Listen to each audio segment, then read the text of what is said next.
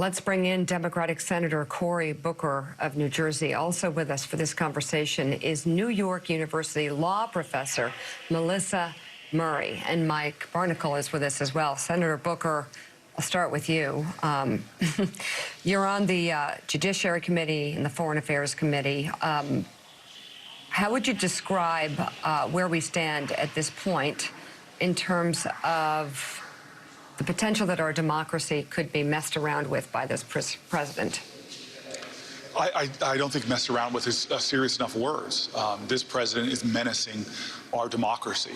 And I think that if you cannot commit, whether you're a challenger or an incumbent, if you cannot commit to the constitutional norm and ideal of a peaceful transfer of power, then you've made yourself illegitimate and you should forfeit your office. You should resign your office. There's nothing more basic and fundamental to our nation's democracy than the peaceful transfer of power. You can't commit to that. You should not be running for president of the United States. And I'll tell you, you mentioned I'm on the Foreign Relations Committee. With all respect to other nations, we are not Zimbabwe. We are not Belarus. We are the United States of America. And if our leader cannot commit himself to what makes us distinct and enduring, he loses all legitimacy and he should forfeit his office. Okay, that's your point of view, but your Republican counterparts, they have a hard time speaking out against this president. If they don't say these same words, agree with you, agree that it's country over party, and what this president is saying is detrimental to the sanctity of our democracy, what happens if he's not stopped? I mean, then they are complicit in our national undoing if they do not stand up. And it's not enough to wait to see what happens. Language like this, to me, is a betrayal. It's a betrayal of your oath. He raised his hand and swore an oath to uphold the Constitution. And now he is saying plainly that he will not follow the constitutional mandates and will threaten the peaceful transfer of power. If you are not calling this out right now, you are complicit in this president who is menacing our democracy and careening us towards a serious, serious crisis in about 40 days. Senator Booker, Willie Geist, good to see you this morning. We mentioned a few minutes ago Mitt Romney, Congressman Steve Stivers, both have spoken out against what the president said yesterday. Since then, Marco Rubio has spoken out about it as well, and so too has Congresswoman Liz Cheney, the head of the House Republican caucus. So we want to make sure we put those out there as people who say, no, we will uphold the oath, we will uphold the Constitution under this transfer of power. What would you say, though, to people who are very concerned, who are watching this show right now, about what happens between Election Day and whenever all those mail-in votes are counted, a space you know well President Trump is going to fill up with conspiracy theories and claims that the election has been stolen? How do we as a country brace ourselves for what's coming in November? Well, let's give a fuller picture of what's going to happen. The FBI has already warned us. I've read the intelligence reports. This will be seized on by our adversaries. The Russians have gotten very, very sophisticated in their ability to plant these stories and push them. And we have a president who's been elevating them. So we should be prepared for all of the misinformation, the deceit and the lies that are going to be swirling around.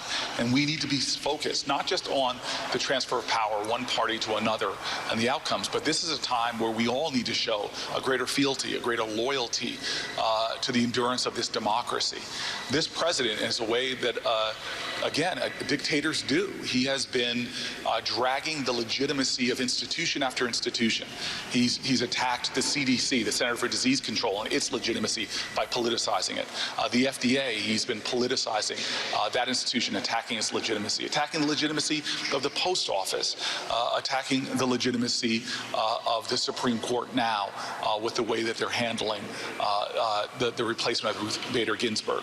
And so we are a democracy that has sustained itself because of the strength of our institutions. Our enemies are trying to get us to begin to question our institutions, question the free press, even question truth itself. And so we are coming towards one of our greatest tests as a democracy 40 days from now. And the president's aiding and abetting exactly what our enemies want to do to us. It certainly is a crisis point, Melissa Murray. How would you, Is it fair to say, because there are many who believe at this point that this president is trying to turn this country into a dictatorship or an autocracy?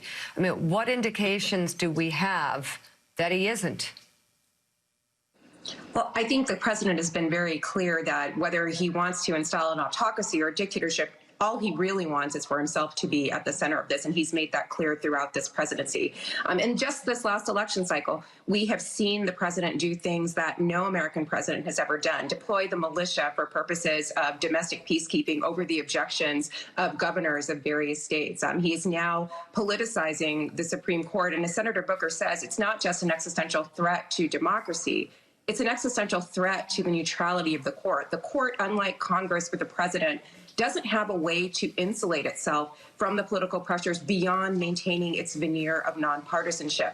By essentially saying that 1/3 of the Supreme Court is in his pocket, the president is basically saying that the decisions of the Supreme Court are political decisions. That's nothing that the court wants for itself. It has stayed above the political fray. It tries to stay above the political fray, and the president is basically bringing the court down with him.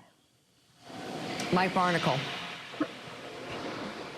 Senator Booker, you just said a few moments ago that the Republican members of the Senate, or Republicans in general, I think you alluded to, unless they said something about what the president did yesterday, not for the first time, saying we'll see whether he'll go along with a transfer of power, that they were complicit in our undoing as a nation. So my question to you is, you are a member of a body, the United States Senate, where everybody is so collegial. It's always, you know, the esteemed gentleman from North Carolina, blah, blah, blah, blah. Why is it on this point that poses such a threat to our republic, nearly 250 years old? We've never seen anything like this. Such a threat, a dangerous threat. Why is it that the Democrats in the United States Senate as a group don't force the 53 Republican senators, your colleagues, to go on the record whether they agree or disagree with what Donald Trump said yesterday? Well, first of all, there's already been a lot of talk about everything from trying to pass a resolution on the Senate floor all the way to calling for various committees to take this matter up. It's that serious. We have to, all of us have to understand that in crises like this, it's not just the words of our enemies. I know who they are. It's the silence of your friends. And if you're a friend of this democracy, if you've sworn an oath like we all have in this Senate to uphold and defend the Constitution of the United States, well, now is that test. Speak to the constitutional principles and mandates and speak against anyone who is threatening them, especially from the highest office in the land. Senator, let me ask you about the Supreme Court vacancy that sits open. President Trump says he will announce his nominee this Saturday. And Lindsey Graham, the chair of the Judiciary Committee, as you know, has said he wants an expedited hearing and a vote within the next few weeks before we hit Halloween and certainly before the election. Democrats don't appear to have the votes to do anything about that right now. Do you think differently? No, we don't appear to have the votes to do anything about it right now. We still don't know where everyone stands. And so it's going to be a long shot. We're going to do everything we can to try to appeal to their sense of decency.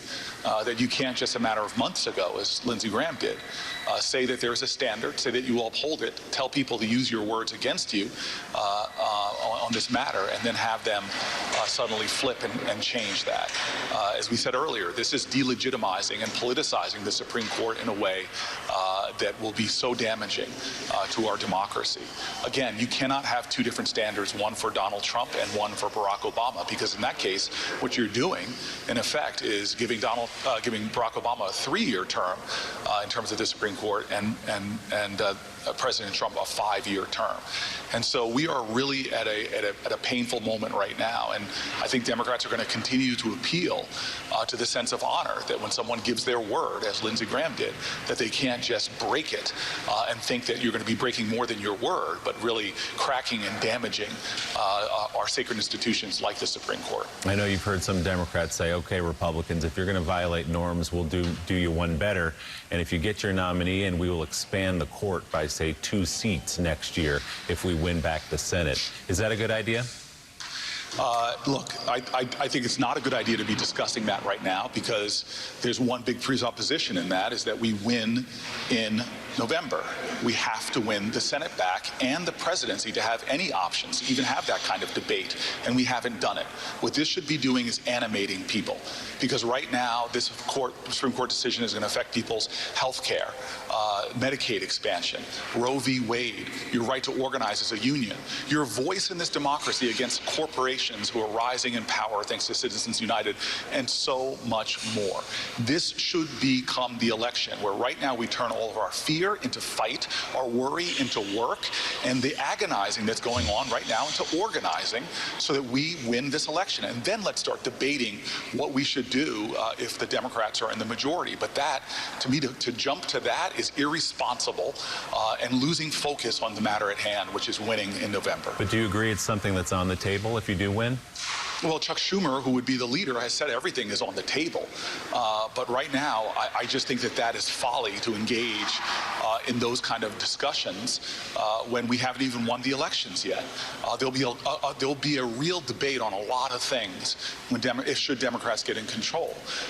But right now, in states from Montana to Arizona to North Carolina, that's not constructive in any way.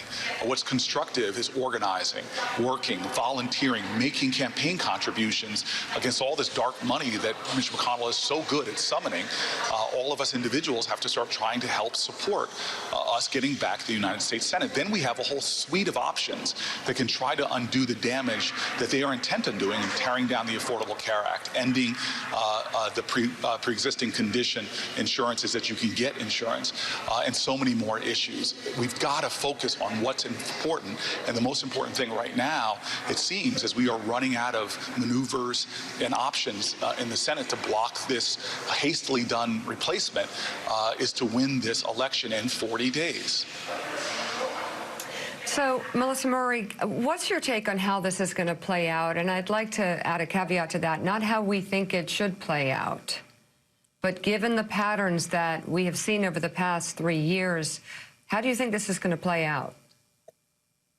Well, I think it's obvious that Leader McConnell and the president understand that the courts are absolutely central to their efforts to consolidate Republican power, even in the face of an lacking Democratic mandate to do so. And, the talk of structural reform and court packing really is a miss because, in fact, the courts have already been packed. For the last 4 years, the president has been unable to press his own political agenda, with the exception of loading the courts with young conservative judges who will serve for generations. The Supreme Court is merely the last step in that plan. This is an opportunity for Leader McConnell and the president to solidify a third of the court in Trump control, and they're going to press this, and I think we are going to see a confirmation despite the best efforts of the Democrats. And the real question is, what will the people do? Will the president really have a Democratic mandate after November 3rd?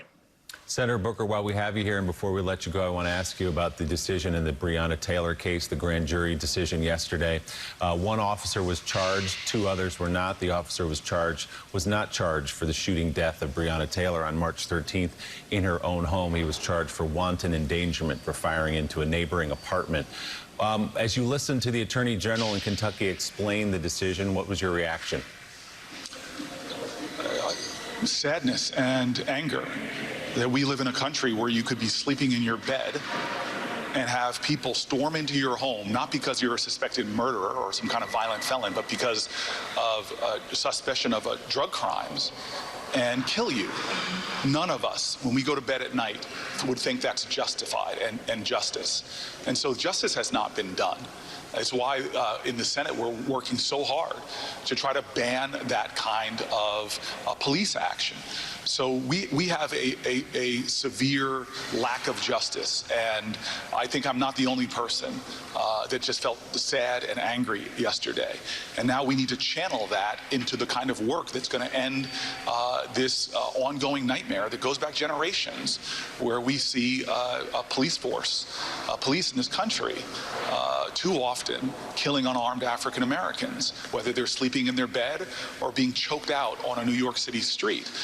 This is happening far too often in violation of the highest ideals of this country, which is equal justice under the law and justice for all. We have work to do, America, and we all know it. We have to admit that this is a matter of urgency. It's a matter of life or death, and we need to begin to take real actions. And I believe, again, we are at a crossroads in our country. One president who not only denies that this is even a problem, but actually tries to incite more division along racial lines, and another presidential candidate that is trying to unite this country into common purpose and common cause around our highest ideals, as well as values of decency and honor and grace. Senator Cory Booker, thank you very, very much.